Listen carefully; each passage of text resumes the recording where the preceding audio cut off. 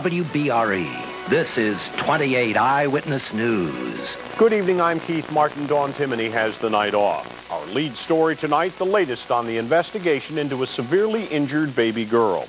Well, the I-Team's Andy Mahalchik broke the story yesterday. But today, Luzerne County and Hanover Township detectives met to discuss the case. They're trying to find out how and why a 6-month-old Hanover Township girl suffered broken ribs and a fractured skull. The baby was rushed to Nesbitt Hospital in Kingston after her mother found her crying uncontrollably when she returned from work. The little girl has been released from the hospital now, and we are told she'll make a full recovery. County and township detectives met to talk about the case today. They'll only say they are making progress in the investigation. Well, this is just the latest case involving suspected child abuse that it's made its painful way to the top of our newscasts in recent months. So are child abuse cases growing in number, or are these isolated incidents? I-Team reporter Andy Mahalchik went searching for the answer, and today he joins us live. What is the story here, Andy? Well, Keith, despite what we might be seeing in the media, child abuse cases are actually down statewide and in Luzerne County. But the cases we are seeing are much more severe. It seems like it's a daily occurrence. We see and read about cases like the arrest of Robert Durant, accused of child abuse, of raping a 6-month-old Hazelton girl, a family friend.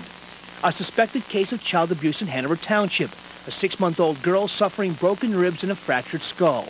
But according to the experts, these types of cases are actually declining in number. Gene Caprio and Jackie Madden handle child abuse cases for Luzerne County Children and Youth Services.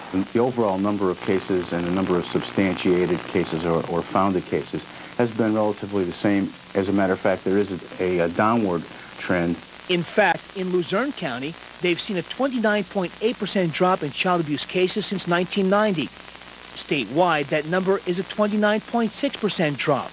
But while the numbers may be dropping, they are more severe. There are beatings, even rapes of infants. Those cases are growing in numbers. One thing most experts agree upon is this, that child abuse cases simply just don't happen. Most aren't random acts, but risk factors and other variables lead to the crime. Our findings are that approximately 80% of the referrals we receive about child abuse cases contain information and contain allegations that include serious substance abuse issues. And the research also shows that abusive adults, well, they take shape when they are children. Connections with adults who can serve as positive role models, whether that can be within their own home or through the community at large, so that they can have the ability to learn problem-solving skills, conflict resolution skills, the kinds of things that help us in our adult life to maneuver all of the things that life throws at us. Again, Caprio believes the numbers are going down because more people are getting involved in crisis situations, and more people, sometimes parents, are seeking help. Caprio advises if you feel pressure and children are involved, talk to somebody. Don't be afraid to get help. Keith? Andy, I think we all agree even one case of child abuse is too many. Now, if you need to talk to someone about a crisis situation in your family or that you know about, you can call your county's helpline number. In Luzerne County, that number is 570-829-1341. In other news tonight, a Luzerne County woman will stand trial on charges she abused her 79-year-old mother. Eyewitness News was there today as 44-year-old Mary Claire Rhodes of Luzerne came to magistrate's court. Detectives say Rhodes physically and mentally abused her mother, Claire Dulgosh. The alleged abuse took place over a 3-day period in Dulgosh's Luzerne Borough home last month. Police allege Rhodes beat and even threw beer bottles at her mother. The mother suffered bruises and lacerations. Rhodes had nothing to say today, and she waived all her charges onto court. Right now, she's locked up in lieu of $25,000 bail. Well, John Riley has been nominated to serve out the remainder of his son's term as mayor of Pottsville. Terrence Riley died February 21st after a 5-year battle with leukemia at the age of 33. The Pottsville Democratic Committee selected John Riley unanimously at what was described as a very emotional meeting. John Riley was nominated by the 2 Democratic members of City Council, and Republican Lawrence Lonergan says he'll support that nomination when it comes up for a vote. John Riley is 64, Secretary of the State Liquor Control Board, a former City Councilman and former County Commission candidate. His term would end December of 2001. Well, there's more good news for Lackawanna County. New high-tech jobs are on the way. Scilogics is a software design company that has chosen to expand in 2 cities, Boston and Moosic. They celebrated their grand opening in the Scranton area today, which is good reason for the people of Scranton to celebrate, because over the next 2 years, the company will bring more than 80 jobs to the area. Well, hopefully we're going to attract more talent, more high-tech talent to the Scranton area, where actually our headquarters is in Princeton Junction, New Jersey, but we've been looking at expanding to Northeast Pennsylvania for the last 6 months. We've just opened this office about 5 weeks ago, and we're actually celebrating our grand opening today. The new facility is in Moosic's Glenmora Plaza, and it will serve as the company's new information tech center. Those new jobs should be available by next year. Well, as many as 100 new jobs may be coming to Luzerne County. Chatham Technologies is expanding its facility in Luzerne. The company makes cabinets for computer warehousing. And with the telecommunications industry expanding, the company needs to expand to stay up to date. Chatham executives say there's a wide range of jobs available, including entry-level positions, and it's already started looking for employees. Information is available at any job service office. Worldwide, Chatham has more than 3,000 employees in 10 countries.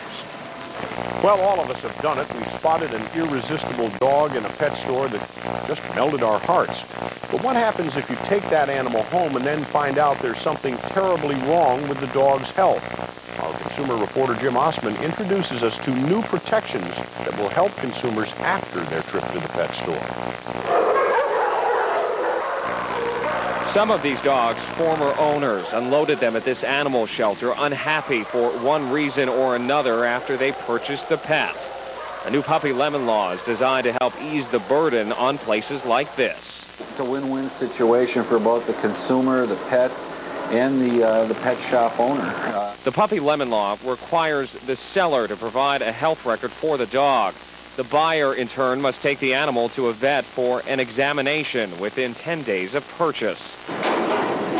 If the results of that examination show that the pet is suffering from some sort of a defect or is otherwise not healthy, you have a right to either return the animal and get your money back or to have your veterinarian costs paid for it. I don't think a lot of people give consideration to that. The Attorney General's office is warning pet shop owners to comply with the new law or face fines and penalties. Consumers are being alerted to the new law with flyers like this that are being posted at pet stores throughout the Commonwealth. You have certain rights you can exercise. But for all of this talk of the responsibility of the sellers, we're reminded by the folks at the SPCA, consumers also have an obligation to ask a lot of questions as well. Well, if they're not familiar when they go in with the different breeds of pets, they need to ask, how large will it be? Is this particular breed generally good around children and other animals? How much exercise does it require daily?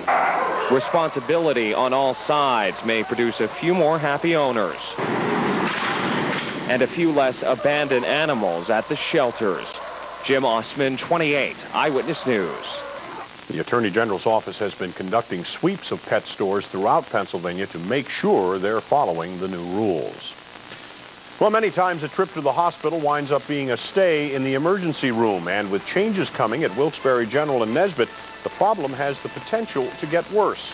But in tonight's Health Beat, Molly Henneberg shows us how they plan to handle the load. That story next. That sure was a heck of a week, huh? And let's see how it ends. I'll get you the forecast in a couple of minutes, so stick around.